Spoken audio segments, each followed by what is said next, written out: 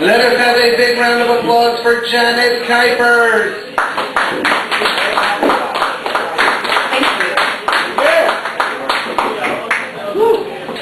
This first one is in 4 parts, and it's called Key to Survival. Have you ever seen someone who has a flock of people around them, and that certain someone's just naturally talking, but people are attracted to them like moths to a flame? People are like high school sun-tanning girls, just attracted to this person's bright lights, wanting to soak them all in and hoping that they're more beautiful for it. You see these people, everyone smiling, circling around this special someone. It's like animal magnetism. You can't help but try to nudge in, to hear their words, to try to get a little of that narcotic for yourself. It's like being a child again, with a ton of kids in a candy store where someone's giving away free candy, and all the kids are so thrilled, and they're all just grinning from ear to ear. With that special someone, you haven't even gotten close enough to hear their words, but you're already starting to smile.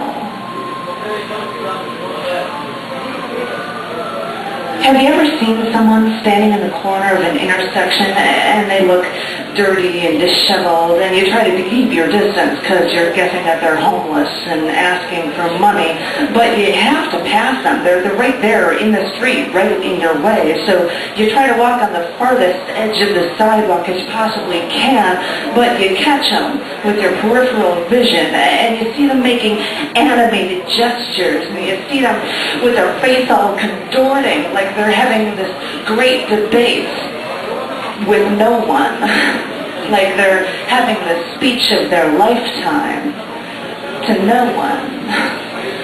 Because, you see, no one wants to listen, because this is just a madman raving, so you just try to ignore them. You make a point to not listen. I mean, there's a hell of a lot of noise that we tune out of our minds anyway, like the cars going by, honking their horns, the low rumble of other people talking nearby, the shuffle of your own footsteps. Well, you see, this is just another one of those noises. You don't want to hear them. You had a bad feeling about them when you first saw them. Just ignore them, and hopefully they'll go away.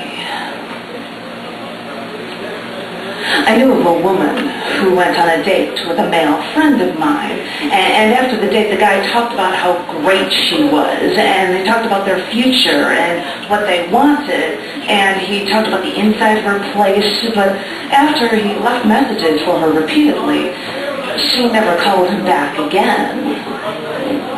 Saw the woman weeks later at a Starbucks, and she said she felt bad, but she never wanted to see him again.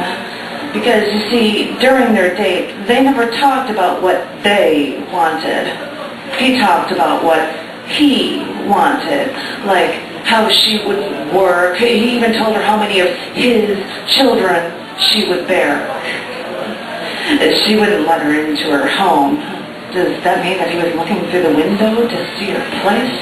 And she said that after the date, she showered for hours because she felt mentally raped.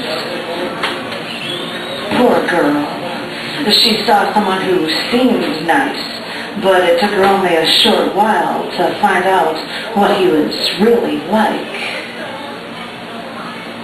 Sometimes you look at people and you just know. Sometimes it takes you a little while, but people can't hide from their souls forever. Everyone gets feelings like that about someone, whether or not they want to admit it. It's not women's intuition, and men feel it too. You feel it in your chest when you see someone good, and you get that feeling in the pit of your stomach when you see someone bad. Sometimes you look at people and you just know. You can try to avoid that feeling you get. You can try to shrug it off as nothing. You can try to run away from that feeling for years, but you can't hide from your soul forever. It'll catch up to you when you least expect it. Sometimes you just know that you felt it. I felt it too. We know what to run to and what to steer clear of. We've got to. It's in our nature. It's our key to happiness and our key to survival. Thank you.